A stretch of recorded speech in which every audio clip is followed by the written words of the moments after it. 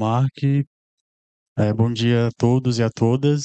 Primeiro quero dizer que é uma alegria muito grande estar aqui junto com vocês para a gente debater, né, diante de tantos temas, esse tão importante que é sobre as condições crônicas. E hoje o tema do nosso painel, né, nesse painel agora de volta ao intervalo, eu acho que é um tema extremamente urgente e impactante, né, porque é uma pergunta que eu acredito que se todos nós aqui tivéssemos a oportunidade de escrever ou dizer sobre isso, nós teríamos uma lista daquilo que hoje nós não mais podemos ignorar para que a gente consiga, né, cumprir a meta 3.4 da ODS. Eu mesmo, particularmente, tenho uma lista gigantesca daquilo que nós não podemos ignorar. Eu lembro que quando eu cheguei na saúde pública, não há muito tempo assim, mas uns 10 anos atrás, eu olhava para a meta da ODS e pensava 2030, ainda era algo muito distante, que eu falava, não, mas com certeza nós vamos conseguir, porque ainda está muito distante. E hoje faltam apenas 5 anos, sendo que 2025, daqui a alguns, daqui 6 meses já acaba, né? Então o tempo tem passado muito rápido e as nossas ações também precisam ser muito rápidas. Os painelistas que vão estar aqui agora, né, eles vão debater esses temas extremamente importantes, mas eu queria destacar de uma forma muito rápida aqui com vocês 3 pontos, né, diante dessa lista que eu falei para vocês, mas 3 pontos que para mim seria de extrema importância e aquilo que a gente não pode ignorar, né, aquilo que nós não podemos ignorar e no ambiente onde nós estamos inseridos, né. Hoje eu estou no AC Camargo, mas há 2 meses atrás eu estava no Ministério da Saúde, então eu estava há 5 anos dentro da Secretaria de Atenção Primária, discutindo temas importantes ali para principalmente qualificação dos profissionais da APS. Hoje estou inserido em um outro ambiente, também ali voltado para discussões de saúde pública, mas eu acho que o ambiente onde nós estamos inseridos, nós precisamos fazer ações e ações que sejam concretas, né? Então eu queria destacar aqui o primeiro ponto, que eu acho que nós não podemos ignorar, são as questões das desigualdades sociais e pensar nos determinantes sociais em saúde.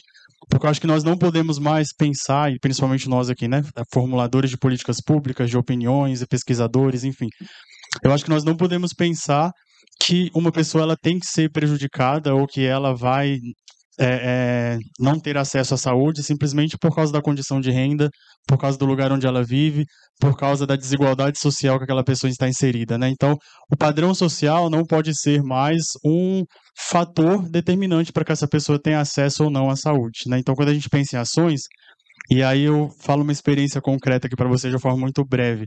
Cheguei em São Paulo tem 2 meses e em Brasília nós desenvolvíamos um trabalho numa UBS e aqui em São Paulo há 15 dias uma coordenadora de uma UBS do Campo Limpo me chamou porque ela viu o trabalho que a gente desenvolveu em Brasília e falou, vamos desenvolver aqui também.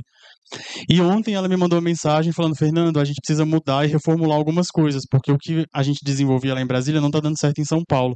E por que eu digo isso? Porque a gente está num país, né, numa diversidade que é o Brasil, que todos nós conhecemos, onde os estados são muito diferentes, onde a nossa população culturalmente é muito diferente. Então nós não podemos pensar tanto na forma de políticas públicas quanto nas nossas ações enquanto instituições privadas, públicas, pensar em coisas que fiquem de uma forma muito ampla, né? Então nós temos 5 anos para conseguir aí cumprir essa meta que é a redução de 1/3 da mortalidade por doenças crônicas. O outro ponto que eu queria destacar, que eu acho muito importante, são as ações de prevenção e promoção da saúde. E aí eu posso falar com propriedade, por ter estado 5 anos atrás, né, na Secretaria de Atenção Primária, a gente ainda tem ações muito aquém daquilo que nós precisávamos para quando a gente pensa em promoção e prevenção da saúde, né? Então, esses pacientes, eles têm chegado para nós todos os dias nas UBSs, nós enquanto profissionais da atenção primária, e eu não tenho desenvolvido ações, por N motivos. Uma porque os meus profissionais não estão capacitados para tal, uma porque eu acho ainda que a ação de promoção e prevenção da saúde é algo ainda muito superficial, então aquele paciente ele chega porque ele quer, ele está com um quadro agudo, exemplo, uma crise hipertensiva e ele quer uma medicação, mas eu não posso só olhar para a agudização do caso, eu preciso olhar para toda a integralidade do cuidado daquele paciente, né?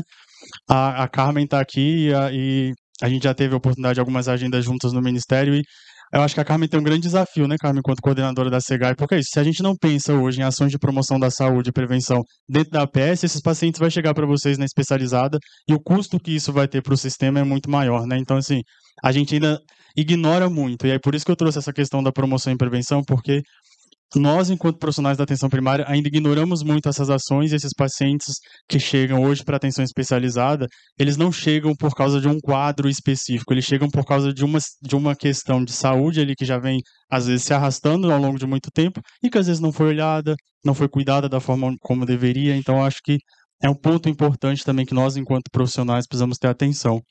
E o último, aquilo que é a responsabilidade de vários setores, não só do setor saúde. Eu acho que também é algo que nós não podemos ignorar e pensar que é só o setor saúde que precisa olhar e fazer ações para que a gente consiga ter o cumprimento dessas metas, né? A doutora Margarete falou muito bem quando ela falava sobre os impostos. Então, não faz sentido eu dizer que eu estou colocando um valor X por causa de imposto, eu estou gastando muito mais do que isso para esses pacientes que chegam e precisam né, de serem internados, enfim. Então, acho que esses eram, né, da grande lista, esses 3 pontos que eu acho que a gente pode ir pensando sobre ele durante aquilo que é o painel, durante aquilo que nós vamos conversar aqui com esses painelistas. E é isso, temos 5 anos para desenvolver ações. O Luiz trouxe muito bem quando ele falava do Plano Dante, né? Então, o Plano Dante ele foi elaborado exatamente para isso, né? Então, dentro do Plano Dante, a gente tem uma meta que é a redução de 1/3 da mortalidade por doenças não transmissíveis, né? Então, o plano, vocês podem perceber, ele tem essa figura de guarda-chuva, porque, de fato, dentro dele, nós, enquanto profissionais, precisamos ainda pensar em muitas ações. Então, ele é esse guarda-chuva, né? É um plano macro, mas o que a gente tem feito na prática? E aí é isso, a gente não pode deixar com que as nossas políticas e os nossos planos, eles sejam simplesmente documentos robustos onde a gente vai consultar quando a gente precisa de uma pesquisa. Não, eu preciso colocar o Plano Dante lá em Laranjal do Jari, no Amapá, onde é uma cidade que as pessoas demoram 2 dias de barco para chegar. Mas da mesma forma como eu preciso implementar o Plano Dante em São Paulo, que é a maior metrópole, né, que a gente tem hoje no Brasil. E como que eu vou fazer isso com as particularidades diferentes de cada região, de cada setor, com os profissionais com uma rotatividade muito grande? É um desafio enorme, né? Então eu acho que a gente tem aí uma grande luta pela frente, mas é um desafio que precisa ser feito por todos, né? Educação, saúde, serviço social, enfim, ONGs e instituições comprometidas para que a gente consiga ter esses melhores resultados de saúde. Quando a gente olha os indicadores, todos os anos, né, e a gente monitorava na coordenação a qual eu fazia parte, indicadores de condições crônicas, então todos os anos esses indicadores eles não têm nenhuma melhora, pelo contrário. Ano passado, e a Carla está aí, né, de prova disso, o número de pacientes diabéticos que eu tinha em 2023 aumentou em 2024, 2025 possivelmente não vai ser diferente, né? Então, o que eu estou fazendo, né? O que a gente tem feito de concreto para que esse número ele diminua? Então, a curva ela nunca é descendente, né? Ela nunca vai, ela não está abaixando. Então, é um desafio muito grande. E aí, quando a gente fala de paciente diabético, com todas as outras condições crônicas também.